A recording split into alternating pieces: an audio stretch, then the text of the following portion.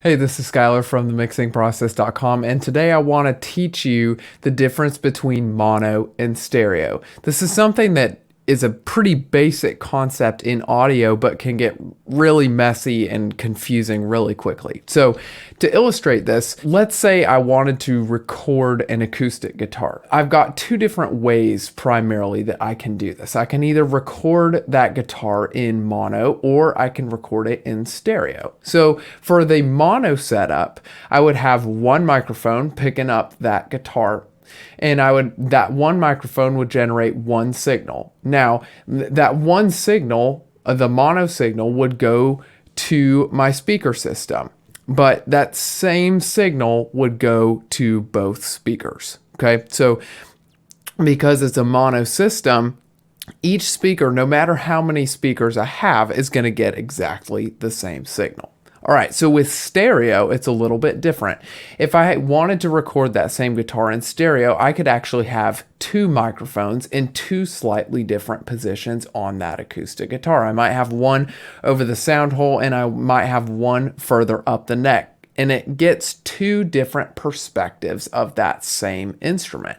And that's what stereo is. It's two signals going to a left and a right. So now when we've created an environment where we've got two separate signals, two different perspectives of the same thing, and we combine that into a stereo track, that stereo track, when it plays, is now going to go to the left speaker and the right speaker. I have got two different sides of this setup, and I can control that with a pan knob. So if I pan that guitar left, it's going to direct most of that guitar volume and sound over to the left speaker. And if I pan it to the right, it's going to do to the right speaker. So I've got kind of this left-right balance, this spatial awareness in this setup now.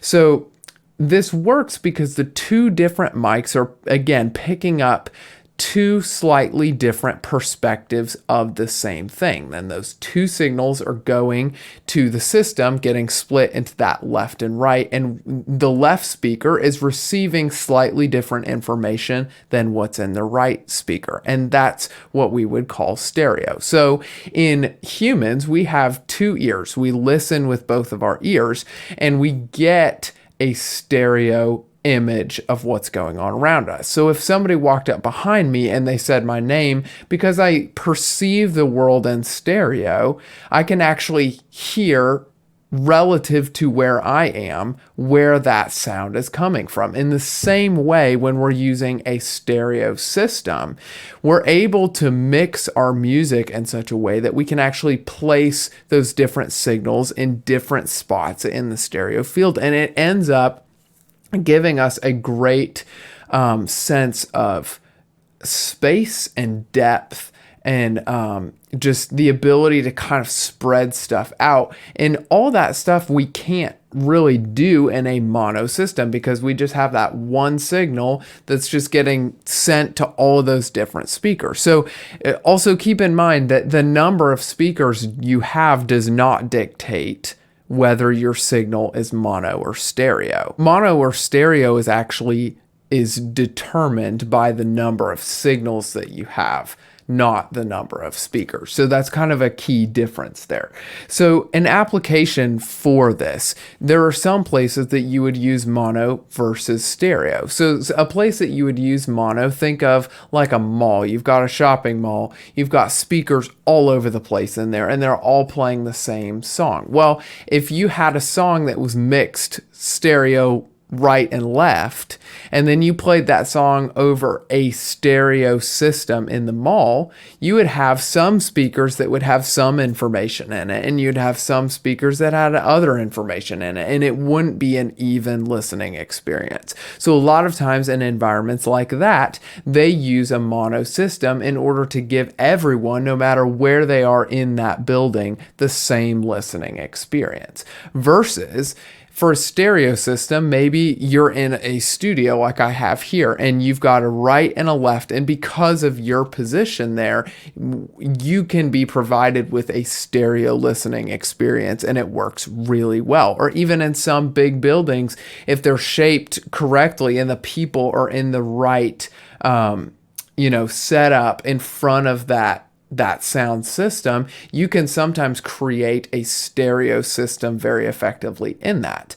But there are places where mono actually works better. So a lot of times we prefer using stereo when it works. It gives us a better sense of placement and depth, and we can just place those instruments and those sounds and give a more realistic experience.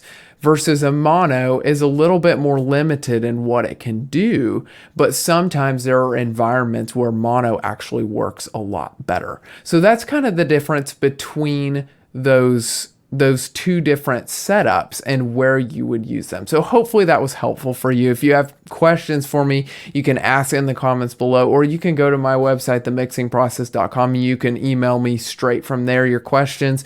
Also, if you're new to mixing, you're trying to learn all these basic concepts of, gain staging, EQ, compression, using effects, all these different things, you're really new to this, I have a guide on my website, themixingprocess.com. You can download it completely for free, and it'll give you a great system to be able to walk through your mix with 7 simple steps, and it'll just give you a really concise way to kind of walk through that systematically and really get some good consistent results. So I'd encourage you to go check that out on my website, themixingprocess.com. Hope this video was helpful for you. Ask me any questions that you want to in the comments below. Thanks for watching. We will see you next time.